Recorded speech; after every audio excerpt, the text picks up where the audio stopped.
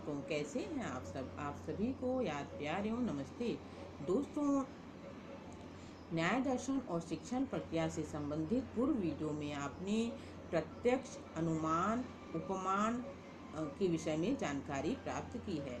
अब इस वीडियो में आप शब्द प्रमाण के विषय में जानकारी प्राप्त करेंगे। दोस्तों, शब्द प्रमाण के अंतर्गत वह ज्ञान आता है जो हम सुनकर तथा पुस्तकों में पढ़कर प्राप्त करते हैं। शब्द प्रमाण भी दो प्रकार का होता है, या कह लीजिए इसके दो भेद होते हैं, दृष्टार्थ और अदृष्टार्थ। दृष्टार्थ शब्द प्रमाण वह है जिसका प्रत्यक्षीकरण किया जा सकता है, जैसे महात्माओं के वचन हैं, या विद्वानों द्वारा लिखे गए ग्रंथ हैं, या न्यायालय में साक्षी द्वारा बोले गए वचन हैं। और अदृष्टार्थ शब्द प्रमाण वह है जिसका प्रत्यक्षीकरण नहीं किया जा सकता, जैसे धर्म ग्रंथों में लिखे गए आत्मा परमात्मा संबंधित विचार हैं, या परमाणु के संबंध में वैज्ञानिकों के वचन हैं इत्यादि। दोस्तों, अध्ययन प्रणाली में शब्द विधि का प्रयोग प्रचुरता से किया जाता है, जैसे प्रश्नोत्तर विधि, व्याख्या विधि, व्याख्यान विधि, चर्चा विधि, सभी ये सब क्या है, शब्द विधि के ही प्रकार कहे जा सकते हैं। छात्रों को शब्द प्रणाली द्वारा जो भी ज्ञान प्रदान किया जाए वह यथार्थ ज्ञान प्रदान होना चाहिए। इसलिए अध्यापक को चाहिए कि वह पूर्व तैयारी द्वारा सही तथ्य छात्रों के सामने प्रस्तुत करे, अन्यथा ज्ञान यथार्थ न होकर मिथ्या और अपूर्ण हो जाएगा। दोस्तों, शब्द जो है वह अक्षरों से मिलकर बनता है तथा वाक्य सार्थक शब्दों का समूह है जो एक विशेष ढंग से क्रमबद्ध रहते हैं। अर्थपूर्ण वाक्य के लिए चार बातें आवश्यक होती हैं। वे हैं आकांक्षा, योग्यता, सन्निधि और तात्पर्य। तो आकांक्षा अर्थात वाक्य में निहित प्रत्येक पद को एक दूसरे की आकांक्षा होती है, इसी को आकांक्षा कहते हैं। तो मतलब वाक्य में कोई पद अनावश्यक नहीं होता, एक भी पद के हट जाने पर पूरा अर्थबोध नहीं होता। दूसरा है योग्यता।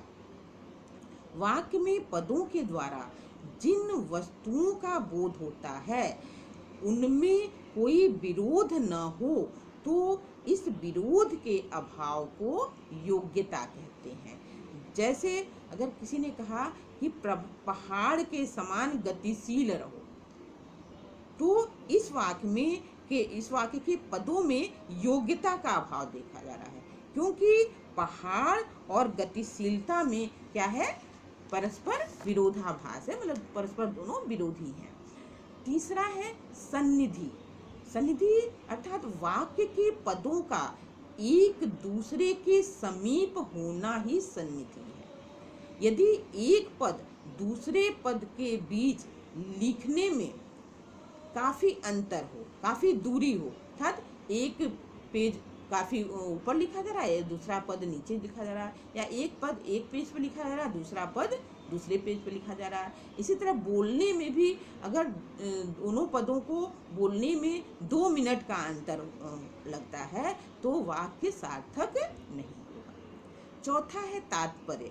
किसी वाक्य से जिस अर्थ को सूचित करने का अभिप्राय रहता है उसे तात्पर्य कहा जाता है। दोस्तों, शब्द प्रमाण के विश्लेषण के पश्चात यह कहा जा सकता है कि छात्रों में संप्रेषण कला का उचित विकास किया जाना चाहिए। संप्रेषण अर्थात उसको आप इंग्लिश में कह सकते हैं आर्ट ऑफ कम्युनिकेशन।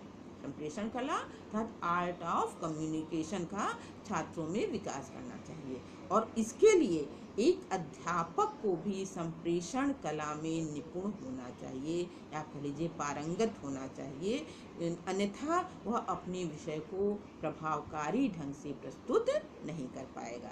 इस तरह दोस्तों, आपने न्याय दर्शन की शिक्षण प्रक्रिया के अंतर्गत 4 प्रमाणों प्रत्यक्ष, अनुमान, उपमान और शब्द के विषय में जानकारी प्राप्त की। तो इस तरह से न्याय दर्शन की श्रृंखला जो मैंने न्याय दर्शन के अर्थ और प्रणेता से प्रारंभ की थी।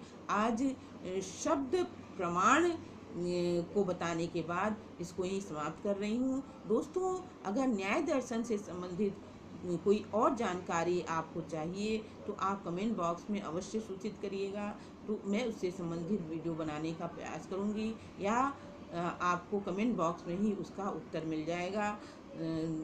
तो नेक्स्ट वीडियो में मैं नेक्स्ट टॉपिक के साथ पुनः आपसे मिलूँगी। तब तक के लिए आप सबको धन्यवाद, धन्यवाद, धन्यवाद।